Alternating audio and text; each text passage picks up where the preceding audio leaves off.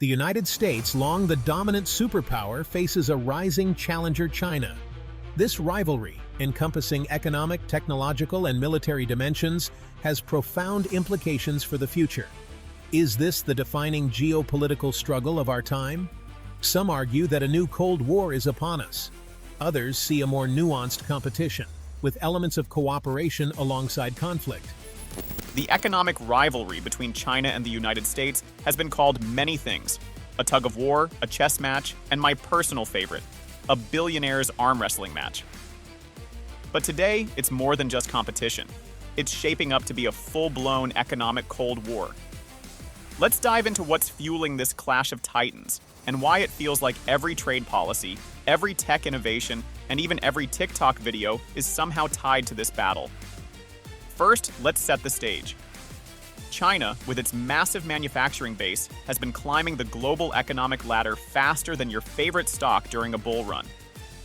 Meanwhile, the U.S., the long-standing global economic leader, isn't exactly thrilled about sharing the spotlight. If this rivalry were a Netflix series, it'd be called Two Superpowers and a Whole Lot of Tariffs. China's growth over the past few decades has been nothing short of meteoric. The country has become the world's factory, producing everything from your iPhone to the random gadget you bought at 3 a.m. on Amazon. But it's not just about cheap goods anymore. China's moving up the value chain, investing heavily in AI, green energy, and advanced manufacturing. It's like watching a straight-A student suddenly decide they're also going to be the captain of the football team. On the other hand, the US isn't just sitting around.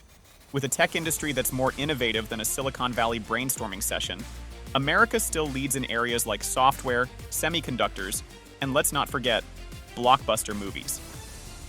Seriously, even in an economic Cold War, the Avengers somehow wins. Now, what's causing the friction? Well, it's a mix of trade, technology, and geopolitics. The US has accused China of unfair trade practices, intellectual property theft, and state-sponsored hacking. China, for its part, sees the US as trying to stifle its rise. It's like a sibling rivalry, except instead of fighting over who gets the bigger slice of pizza, they're battling over who gets to shape the global economy. Trade tensions reached a boiling point during the Trump administration, with tariffs slapped on everything from Chinese steel to American soybeans. And let's be honest, no one really wins a trade war. Except maybe Canadian soybean farmers. They probably had a great time. Technology is another battleground. The US has blacklisted Chinese tech companies like Huawei, citing national security concerns, while China is developing its own chip industry to reduce dependence on American technology. It's like a high-stakes version of, fine, I'll do it myself. Except instead of building IKEA furniture, they're building 5G networks. Then there's the Belt and Road Initiative, China's ambitious plan to build infrastructure across Asia, Africa, and beyond. Critics call it a debt trap. China calls it mutual benefit. Honestly, it feels like when someone offers to split a pizza, but insists on choosing all the toppings. Meanwhile, the US is trying to rally its allies to counter China's influence. Think of it as a global group project, but everyone has different priorities. The US still has higher per capita income, stronger innovation ecosystems, and, let's face it, the world's reserve currency. The dollar still reigns supreme, and until that changes, the US holds a significant advantage. But don't count China out. The country's focus on renewable energy and electric vehicles is setting the pace for a greener future. In fact, if Elon Musk were to start a Tesla factory on Mars, China would probably already have a trade deal lined up. Of course, this Cold War isn't without its risks. If tensions escalate into full-scale decoupling, it could disrupt global supply chains and harm economies worldwide. Imagine trying to build a smartphone without Chinese manufacturing or American-designed chips. It'd be like making a cake without eggs or flour. Not impossible, but definitely a mess. So, what's the end game? For now, it seems like both countries are locked in a long-term struggle for influence.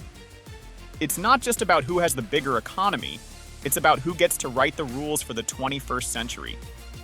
And in this battle, both sides are playing the long game. Now, does this mean we're heading for a crisis? Not necessarily. While competition is fierce, there's also interdependence. The US and China trade billions of dollars in goods every year. It's a bit like frenemies. You can't live with them, but you can't live without them. And there you have it, the economic Cold War between China and the US. It's a rivalry filled with high stakes, big egos, and a lot of zeros on trade deals.